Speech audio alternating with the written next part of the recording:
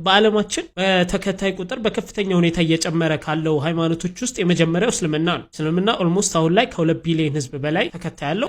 እስልምና ከክርስትና አንፃር የተሻለ የሚሆንባቸው ነገሮች እስኪናው የመጀመሪያው በውስጡ ያሉት የተጻፉት ታሪኮች ናቸው። አብዛኞቹ በእስልምና ሃይማኖት ውስጥ የተጠቀሱት ታሪኮች ሪልም ከእስልምና ውጪ ያሉ የታሪክ ምሁራን የሚስማሙባቸው ሂስቶሪካል ኤቪደንስ ያላቸው ናቸው። ሌላው ከክርስትና አንፃር አሪፍ የሆነው የቁርአን አመጣጥ ነው። ቁርአን የተጻፈው ከዛሬ 1500 ዓመት በፊት ቁርአን ኤግዛክትሊ ቃል በቃል ነብዩ መሐመድ በተናገሩበት ወርድና ቃል ነው የተጻፈው። ስቲል ለ1500 ዓመት ያኔ ከተጻፈው እስካሁን ምንም አይነት የቃላትም የትርጉምም ልዩነት የለውም። ሲጀመር ቁርአን የመጀመሪያው ቃል አረብኛ ነው። አሁንም ሰዎች ቁርአንን የሚጠቀሙት በአረብኛ ነው። ከመጽሐፍ ቅዱስ የሚለየው መጽሐፍ ቅዱስ የመጀመሪያው ቋንቋ ምን እንደሆነ እስከማይታወቅ ድረስ በብዙ ቋንቋዎች ተተርጉሟል። በጣም ብዙ ኮፒዎች አሉት። እንዲሁም ደግሞ በየጊዜው ተሻሽሏል። ቃላቶች ተቀንሰዋል፣ ተጨምረዋል። ቁርአን ላይ እንደዚህ አይነት ነገር የለም። ሌላው ለሳይንስ ያለው ቅርበት ነው። እስልምና ከክርስትና በተሻለ ከሳይንስ ጋር ይስማማል። በጣም ዋናውና በጣም የሚገርመው ደግሞ ለስካም የማይመች ሃይማኖት ቢኖር እስልምና ነው። አሁን ለምሳሌ በፕሮቴስታንት ስታዩ ራሳቸውን ነብይ አድርገው የሚጠሩ ሰዎች በየጊዜው ይመጣሉ። እኔ ነብይ ነኝ ከእግዚአብሔር ተልኬያለሁ እያሉ ብዙ ሰዎችን ስካም ያደርጋሉ፣ ገንዘብ ይበላሉ። እስልምና ላይ ግን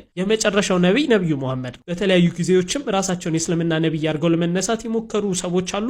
ስቲል ግን ጠንካራ የሆነ መሰረት ያለው ሃይማኖት ስለሆነ እነሱን ገና ከጅምሩ አስወግዷቸው። አሁን ማንም ሰው በእስልምና ውስጥ ከነብዩ መሐመድ ውጪ ራሱን ነብይ አድርጎ አይመጣም። በጣም ደስ የሚለው ደግሞ ከአምላካቸው ጋር ያላቸው ግንኙነት ስቲል ሰዎች እስልምና እንዲመርጡት ያደርጋቸዋል። ምክንያቱም በእስልምና የሚታወቀው አንድ አምላክ አላህ ነው። ከሱ ውጭ አምላክ የለም። ሰዎች ሁሉ ዴይሊ ይሰግዳሉ፣ ጠዋት ይሰግዳሉ። አይ ቲንክ በቀን 3 ወይ 4 ይሰግዳሉ። እርግጠኛ ስላልሆንኩ ነው።